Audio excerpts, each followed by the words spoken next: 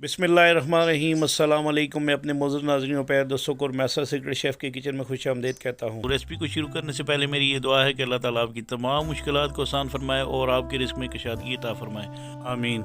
आज मैं आपके साथ सूजी के हलवे की बहुत ही स्पेशल सी रेसिपी लेकर आया हूँ जिसको आप पूड़ियों के साथ इस्तेमाल कर सकते हैं। तो ये आसान सी रेसिपी इंशाल्लाह आपको ज़रूर पसंद आएगी। तो अगर आप मेरे चैनल पर नए हैं तो मेरे चैनल को सब्सक्राइब करें, वीडियो को लाइक और शेयर ज़रूर कीजिएगा। और इस रेसिपी में मैं आपके साथ ये भी टिप शेयर करूंगा कि हलवे को मज़ेदार कैसे बनाया जाता है और इसके साथ इसमें ज़बरदस्त सी खुशबू कैसे बनाई जाती है। तो चलिए स्टार्ट करते हैं इस रेसिपी को। बिस्मिल्लाहिर्रहमानिर्रहीम। ये मैंने एक पैन को गर्म कर लिया है, इसमें तकरीबन आधा कप के बराबर मैं घी डाल लूँगा। आप चाहें तो बटर का भी इस्तेमाल कर सकते हैं। इसके बाद मैं इसके अंदर 3 इलायचियाँ जो है ना वो डाल दूँगा। इलायचियों को 2 से 3 मिनट कड़कने दें आप। इसके बाद आपने इसके अंदर ये सूजी डाल देनी है, ये 1 कप के बराबर है। सूजी को आपने इतनी देर तक पकाना है कि ये लाइट सा ब्राउन हो जाए। तब तक आपने इस सूजी को इसी तरह पकाते रहना है। इसके बाद आपने इसके अंदर जब ये लाइट ब्राउन हो जाए तो ये 1 कप के बराबर जो है ये चीनी डाल देनी है। आपने तमाम चीज़ों की मिकदार यकसा रखनी है। मैंने इसमें आधा कप के बराबर घी का इस्तेमाल किया है, आप चाहें तो 1 कप के बराबर डाल सकते हैं।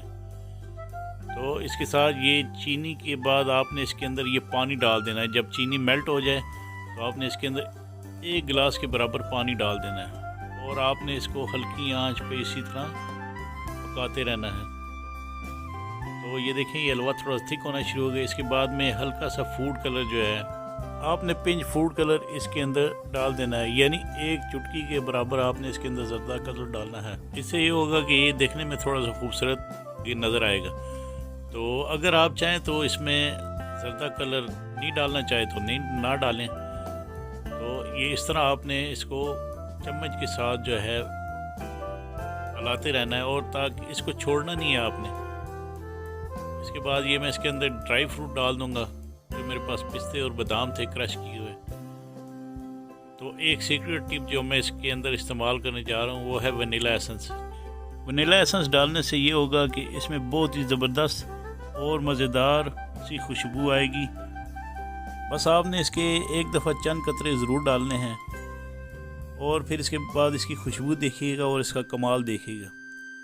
तो ये हलवा हमारा तकरीबन तैयार हो चुका है। इसके बाद मैं इसकी प्रेजेंटेशन करूँगा। तो मेरी आपसे यही रिक्वेस्ट होगी कि अगर आपको मेरी ये बनाई वीडियो पसंद आए तो प्लीज़ मुझे कमेंट्स बॉक्स में इसके बारे में कमेंट्स ज़रूर दीजिएगा, क्योंकि आपके कमेंट्स देने से हमारी हौसला अफजाई होती है और मेरी कोशिश होती है कि हम बहुत सी हर तरह की अच्छी रेसिपी आपके साथ शेयर करें। उसके साथ ही आपसे इजाज़त चाहता हूँ। अल्लाह ताला आपका हामी नासिर।